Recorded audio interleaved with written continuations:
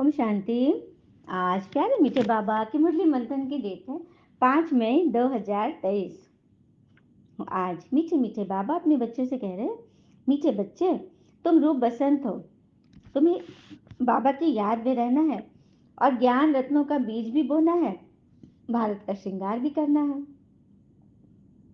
तो भगवान कह रहे हैं, तुम रूप बसंत हो, अर्थात तुम रूपवान भी हो और सदाबहार भी हो, क्योंकि बसंत ऋतु सभी को पसंद है।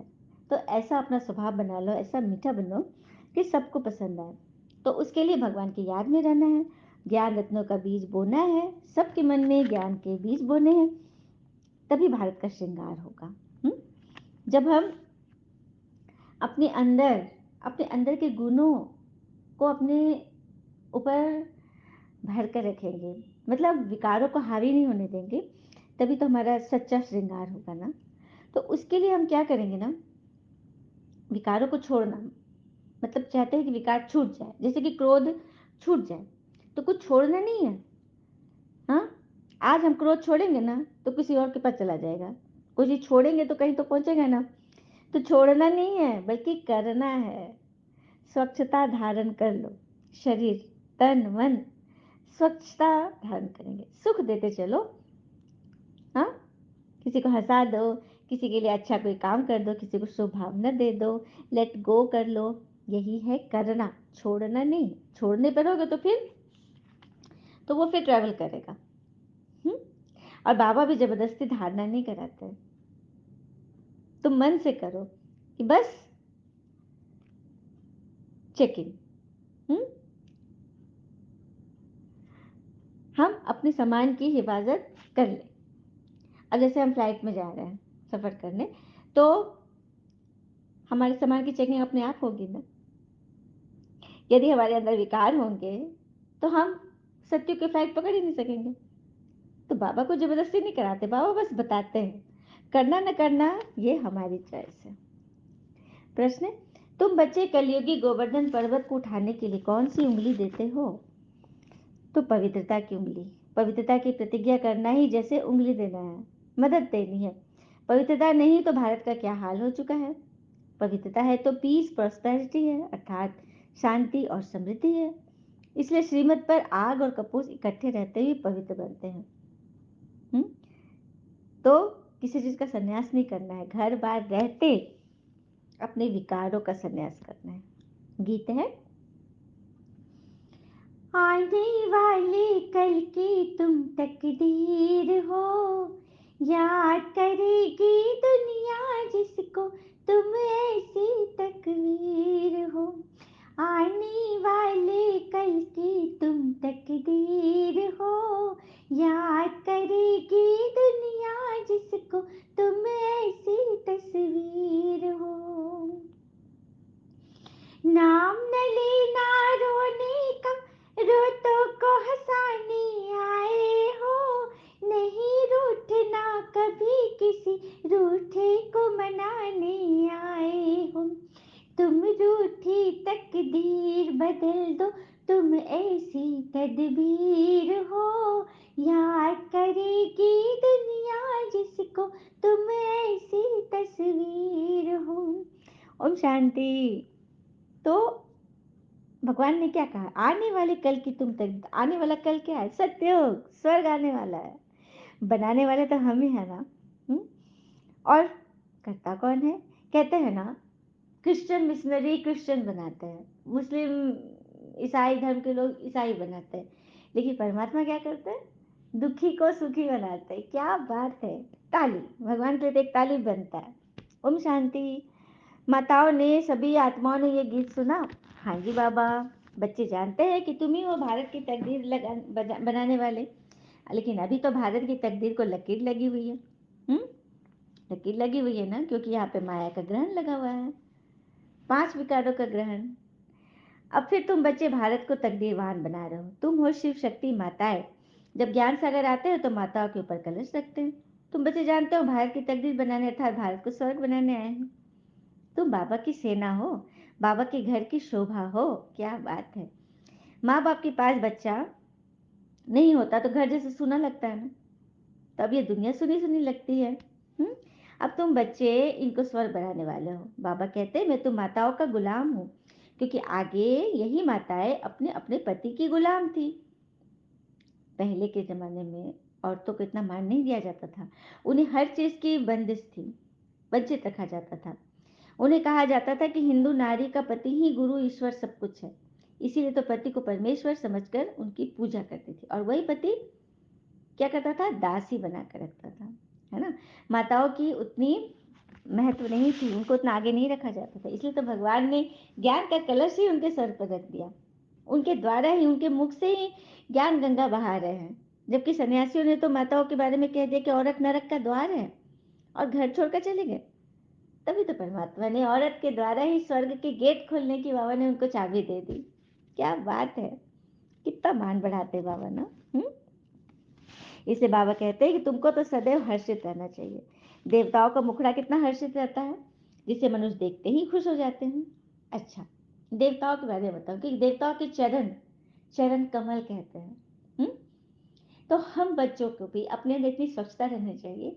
कई आत्मा का होगा ना, शरीर पूरा साफ सुथरा रखेंगे, चेहरा मोहरा जो दिखता है वो दिखेंगे, लेकिन पाँव के तलवा काला होता है, क्योंकि खाली पैर चलते हैं तो उसमें थोड़ी मैल जम जाती है। थोड़ा पानी से हल्का धोते हैं, लेकिन पूरा साफ नहीं होता।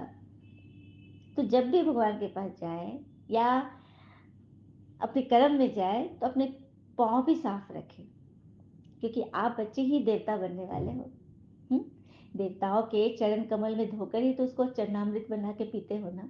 तो चरण में कालापन होगा तो हर एक चीज की सफाई रखनी है, हर एक चीज की सफाई, मन वचन की तो रखनी ही है, शरीर की भी रखनी है। हम्म? तो वही देवताओं के लक्षण है कि सदा स्वच्छता, सदैव मुख से भी, मन से भी, तन से भी खुश मिजाज। तो ऐसा पुरुषार्थ करना है। भगवान यही कराने तो आए हैं।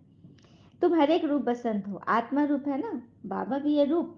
फिर इनको ज्ञान सागर कहा जाता है, ज्ञान की वर्षा कराते हैं।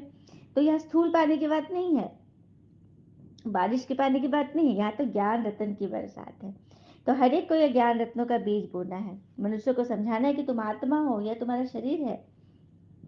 तो ये रह सबको बताना है। फिर बाबा कहते हैं बैकुंठ को वंडर ऑफ द वर्ल्ड कहा जाता है, मतलब वर्ल्ड का सबसे आश्चर्यजनक चीज स्वर्ग है। यहाँ मनुष्य तो 7 जिस्मानी वंडर दिखाते हैं, 7 अजूबे दिखाते हैं ना, ताजमहल है और एफिल टावर है, चाइना वॉल है। ये सब क्या है, दुनिया के 7 अजूबे, 7 आश्चर्यजनक चीजें। लेकिन सबसे बड़ा वंडर ऑफ द वर्ल्ड है बैकुंठ, जो भगवान स्थापन करते हैं। कितनी बड़ी बात है ना। फिर बाबा ने कहा आगे कि बाबा कहते बच्चे ग्लानि की बातें मत सुनो, व्यर्थ बातें मत सुनो। मैं कल कल संगम युग पर आता हूँ, अब मुझे आना ही जरूर है, तभी तो मैं नॉलेज दूंगा ना आके। लेकिन मनुष्य तो कह देते ऋषि मुनि आदि त्रिकालदर्शी थे। बाबा कहते बिल्कुल नहीं, लक्ष्मी नारायण भी त्रिकालदर्शी नहीं थे।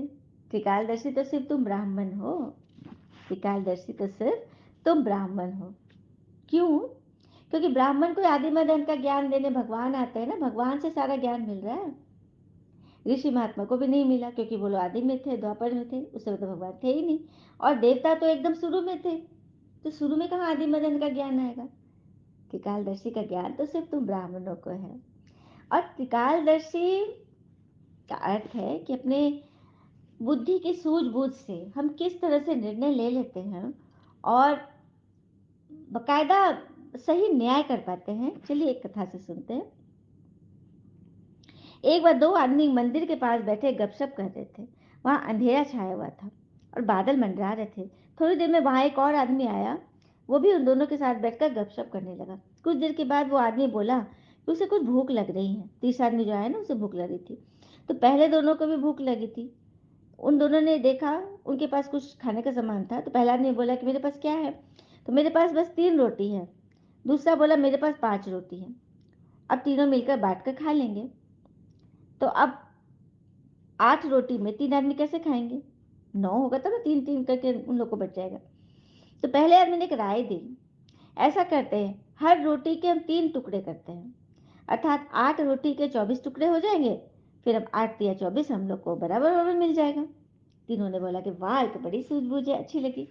और उन्होंने रोटी खाए 24 टुकड़े, और फिर टुकड़े खाकर भूख शांत की और फिर बारिश के कारण मंदिर के प्रांगण में ही सो गए। सुबह उठने पर तीसरे आदमी ने उनके उपकार के लिए दोनों को धन्यवाद दिया और प्रेम से अपनी झोली में से 8 रोटी के टुकड़ों के बदले दोनों को उपहार स्वरूप 8 सोने की गिन्नी देकर वह चला गया।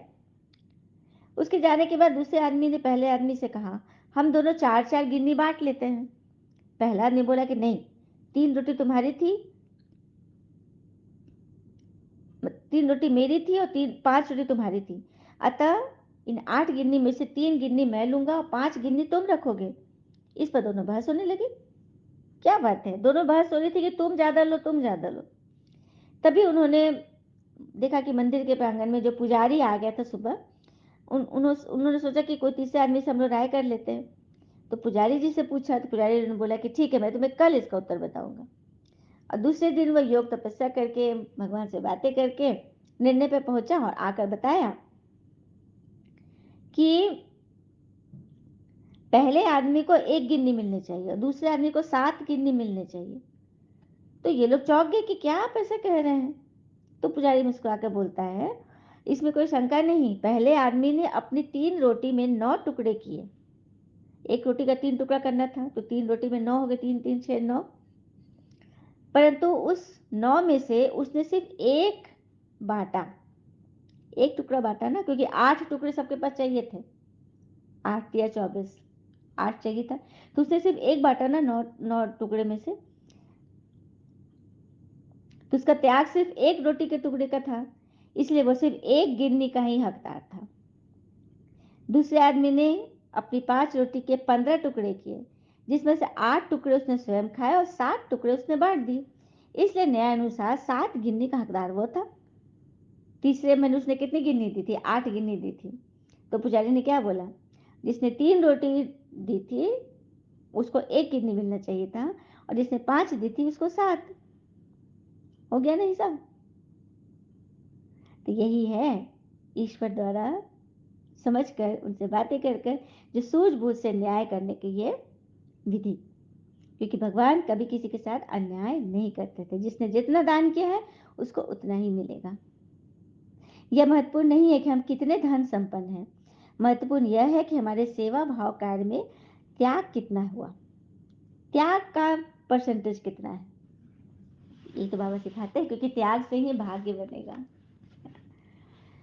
फिर बाबा कहते हैं श्रीमत सन्यासियों को भी नहीं मिलती है, उनको मिलती है शंकराचार्य की मत, क्योंकि शंकराचार्य ने संन्यास धर्म शुरू किया था तो उनको शंकराचार्य की मत मिलती है। और तुम्हें मिली है शिवाचार्य की मत, भगवान रूपी आचार्य की मत। क्या बात है, दोनों में कोई तुलना ही नहीं है। अब तुमको भगवान से डायरेक्शन मिलता है, उस पर चलना है। हाँ, तो डिटैच होकर मुझे याद करो, विकर्म विनाश करो। अच्छा, मीठे मीठे बच्चों प्रति भगवान की नमस्ते, हम बच्चों की भी प्यारे बाबा को नमस्ते। धारणा के लिए मुख्य सार, पहले पॉइंट, सदा हर्षित खुश मिजाज रहना है, कभी भी रोना नहीं है, जीते जी सबसे छुट्टी ले लेनी है, किसी का भी व्यर्थ चिंतन नहीं करना, पर चिंतन नहीं करना है।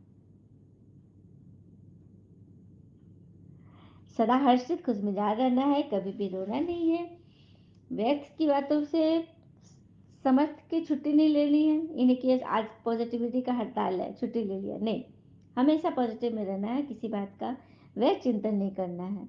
दूसरी पर अपने शांति स्वधर्म में स्थित रहना है, ज्ञान और योग से तीखा जाना है, ध्यान की आश नहीं रखनी है, ज्ञान और योग में बहुत बहुत बहुत तीखा जाना है। हाँ, और तीखा ज्ञान योग में जाना है और विकारों पे पिछड़ते जाना है, विकारों से पीछे होते जाना है। अच्छा, पता है घर में यदि स्वच्छता होगी ना तो चाह कर भी हम क्रोध नहीं कर पाएंगे, क्योंकि स्वच्छता में बहुत शक्ति है। मक्खी मच्छर कहाँ उगते हैं? जहाँ गंदगी होगी। कलह कलेश की अस्वच्छता से ही क्रोध आता है। अब जैसे बच्चे, मम्मी किचन में खाना बना रही है, उधर से रूम से बड़े हल्ला गुल्ला सुनाई दे रहा है बच्चे के रूम से। माँ सोचे कि पता नहीं ये लोग क्या कबाड़ा फैला रहा है, वहां से निकलती है किचन से, लेकिन वहां देख करके कि उसका बेड एकदम करीने से सजा हुआ है, सारे तकिए सही है, सारी चीजें सही है, बस बच्चे पलंग पे बैठ करके एक दूसरे से खेल कूद कर रहे हैं। तो मम्मी जो गुस्से में आई थी, लेकिन वो सजावट देखकर, स्वच्छता देखकर उसका गुस्सा ठंडा हुआ कि नहीं? हो गया ना। तो स्वच्छता में हो सकती है, यदि मन को स्वच्छ रख ले, मन को किसी बात से क्यों क्या से निकाल दे, तो क्रोध भी निकल जाएगा। शुरू में क्या बोला था, क्रोध छोड़ना नहीं है, क्रोध कोई भी चीज छोड़ना नहीं है। आज यहाँ छोड़ेंगे तो कोई और पकड़ लेगा, छोड़ना बिल्कुल नहीं है, करना है। कमजोरी निकालनी नहीं है, ताकत भरनी है, ताकत भरनी है। तो भरने के लिए भगवान जब आ गए हैं ज्ञान मुरली सुनाने, तो हम सबको भरना है ना वरदान। यथारथ श्रेष्ठ हैंडलिंग द्वारा सर्व की दुआएं प्राप्त करने वाले सर्व के स्नेही भव। यथारथ श्रेष्ठ हैंडलिंग द्वारा सर्व की दुआएं प्राप्त करने वाले सर्व के स्नेही बनते हैं। तो यथारथ श्रेष्ठ श्रेष्ठ हैंडलिंग क्या है, श्रेष्ठ रीति से अपने जीवन को चलाना, पता है भगवान हमें हमारा श्रेष्ठ जीवन क्यों बना रहे, क्योंकि भगवान सन्यासी लोगों से उतना खुश नहीं होते, क्योंकि उन्होंने घर बार ऐसे ही छोड़ दिए। उन लोगों का कोई तपस्या नहीं है, मतलब नेगेटिविटी में रहकर अपने को बचाना, कोई तपस्या नहीं है। अकेले चले गए, जंगल में चले गए, वहां तपस्या कर रहे हैं, तो कोई बड़ी बात नहीं है। लेकिन भगवान के लिए बड़ी बात तब है जब सांसारिकता में रहते, घर परिवार में रहते, प्रवृत्ति में रहते, अपनी दृष्टि वृत्ति कृति से उपराम, इनको मिलता है श्रेष्ठ मदद, एक्स्ट्रा मदद भगवान की। और अब किसी को बीमारी है, डॉक्टर के पास गया, डॉक्टर ने बताया, इलाज बताया, परहेज बताई, दवाइयाँ बताई, और वो बहुत अमीर आदमी है, वो कहेगा डॉक्टर साहब हम आपको पैसा दे देते हैं, आप मेरे बदले दवा खा लो ना, हमसे तो नहीं खाई जाती। तो डॉक्टर क्या कहेगा, ये पागल है, इसको ले जाओ, मुझे कहता दवाई खाने के लिए। उसी तरह से भगवान किसी को चलाएंगे नहीं, भगवान बस रास्ता बताएंगे। ये दवा, ज्ञान की दवा खानी या नहीं खानी, ये वो हमारी चॉइस है। और एक बात और है, भारत कंगाल नहीं बना था, भारतवासी कंगाल बन गए थे, अपने विचारों से कंगाल बन गए थे। तो भगवान भारत को मालामाल कर रहे हैं, उसके लिए भारतवासियों को मालामाल करना है। हाँ, अब कोई मतलब किसी को कोई विधि पता है, कोई जादूगरी पता है, तो वो एक नॉलेज। अब जादूगर क्या करता है, हाँ, कांच में चलकर दिखा देगा, आग पर चलकर दिखा देगा, अब अपने कोट से कबूतर निकाल देता है, बहुत तरह के जादू करता है। तो ये क्या है, हाथ की सफाई की नॉलेज, नॉलेज से ऐसा करता है, उसको पता है कि कितना डिग्री तक चलूंगा तो मुझे कांच नहीं गड़ेगा, सब पता है उसको। उसी तरह ब्राह्मणों के जीवन में भी संसारिकता में आग लगी हुई है, विकारों की आग, मतलब नेगेटिविटी की आग, परिस्थितियों की आग, उसमें से हमको कैसे बचकर निकलना है, यही तो है वो जादुई मंत्र जो परमात्मा हमें बैठ सिखा रहे हैं। और एक बात और, मुरली याद नहीं किया जाता, मुरली रटने की चीज़ नहीं है, मुरली अंदर समाने की चीज़ है। नहीं तो अगर रट लिए ना, मुरली पढ़ लिए, एक जगह से हमने पढ़ा और दूसरे ग्रुप में फॉरवर्ड कर दिया, जो अच्छी चीज़ें लगी फॉरवर्ड कर दी, इसका मतलब पोस्टमैन थोड़ी है जो मुरली इधर उधर ज्ञान की बात इधर उधर करें। हम तो हैं धारण करने वाले, हम देवता बनने वाले हैं। और देवता के बारे में है कि देवता को कौन छूते हैं, देवता के आगे कौन होते हैं, ब्राह्मण। ब्राह्मण ही देवता को मंदिरों में छू सकते हैं, चाहे कैसे भी मूर्ति हो, प्राण प्रतिष्ठा की हुई है, मंदिर में विराजमान है, तो उसको ब्राह्मण देवता ही छुएंगे। तो इसीलिए हम ब्राह्मण कितने उच्च कुल के हैं। देवता सबसे पहले, देवता है सृष्टि की रचना, उसके बाद हम ब्राह्मण ही तो है। क्या बात है। तो ऐसे अपने श्रेष्ठ हैंडलिंग द्वारा सर्व की दुआओं को प्राप्त करेंगे तो सर्व के स्नेही बन जाएंगे। अपनी विशेषता देखो, संबंध संपर्क में लाते जाओ। स्लोगन, अपने श्रेष्ठ संकल्पों की एकाग्रता द्वारा अन्य आत्माओं की भटकती हुई बुद्धि को एकाग्र कर दे।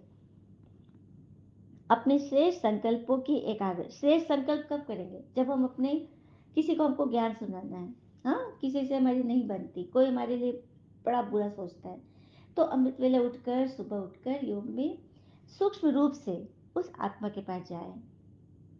सूक्ष्म रूप से पहले आप मत जाए, अपनी आत्मा को भेजे सूक्ष्म रूप से, लाइट के शरीर से वो आत्मा उसके पास गई, उनकी आत्मा से बातें करे, हे आत्मा, आप भी तो भगवान का बच्चा हो, आपको तो परिचय नहीं है, मैं आत्मा आपको परिचय दे रही, और वो आराम से बैठेगा।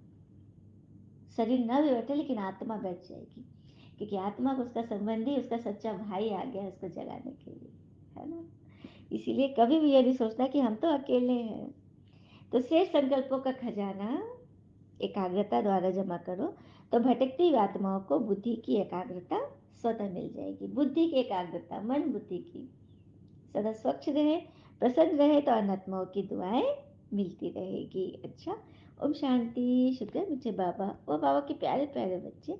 All is well that ends well. ओम शांति।